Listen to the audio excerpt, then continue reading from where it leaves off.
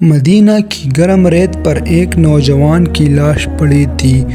پھٹے ہوئے کپڑے، جسم پر زخم اور چہرے پر وہ سکون جو صرف ایمان والوں کے حصے میں آتا ہے۔ نبی اکرم صلی اللہ علیہ وسلم نے جب اس کی لاش کو دیکھا تو آنسو بہنے لگے اور فرمایا، میں نے مکہ میں اس سے زیادہ حسین، خوشبودار اور نرم کپڑوں والا کوئی نہیں دیکھا تھا۔ یہ تھے مصعب بن عمیر رضی اللہ عنہ، وہ نوجوان جنہوں نے دنیا چھوڑ کر آخرت خرید لی۔ مصعب بن عمیر وہ شخص تھے جب وہ مکہ کی گلیوں سے گزرتے تھے تو لوگ رک رک کر دیکھتے رہتے تھے۔ وہ قریش کے سب سے خوبصورت ترین نوجوانوں میں سے تھے۔ خوشبو ایسی کہ پوری گلی مہک جاتی تھی، کپڑے ایسے کہ ہر نوجوان رشک کرتا تھا۔ ان کی ماں خناس بنت مالک مکہ کی امیر ترین عورتوں میں سے تھی۔ مصعب کی ہر خواہش پوری ہوتی تھی، مگر قسمت ان کے لیے کچھ اور ہی لکھ چکی تھی۔ ایک دن مکہ میں سرگوشیاں پھیلنے لگی۔ محمد بن عبداللہ نے نیا دین پیش کیا ہے۔ مصعب کا دل تجسس میں پڑ گیا۔ ایک رات وہ چپکے سے دار ارقم پہنچے، جہاں رسول اللہ صلی اللہ علیہ وسلم اسلام سکھا رہے تھے۔ بس وہ لمحہ آیا اور مصعب کے دل نے سچ پہچان لیا۔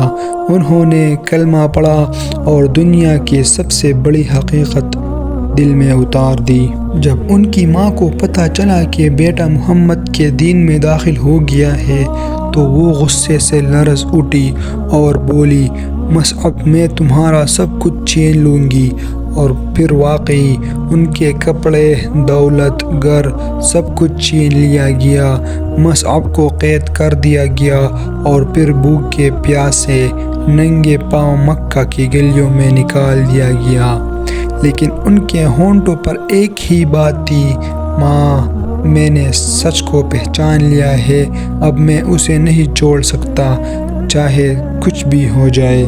نبی اکرم صلی اللہ علیہ وسلم نے ان کی سچائی دیکھا اور فرمایا، مصعب تمہیں میں مدینہ بھیجتا ہوں تاکہ وہاں تم اسلام کی روشنی پھیلاؤ۔ مدینہ میں لوگ سنتے تھے، سمجھتے تھے اور مصعب کی میٹھی زبان سے اسلام قبول کرتے جاتے۔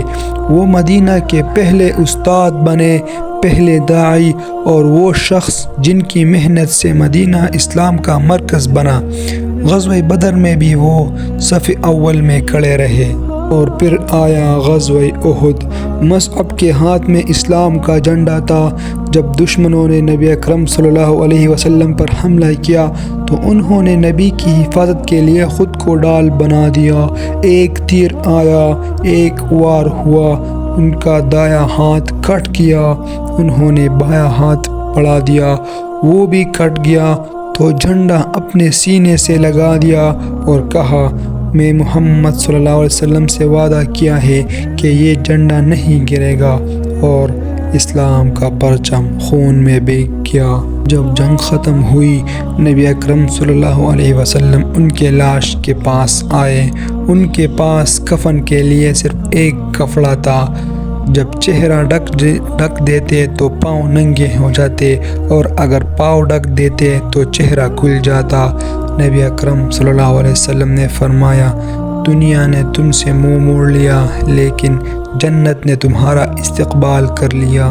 پھر آہستہ سے کہا، مصعب تمہیں سلام ہو اے جنت کے شہزادے۔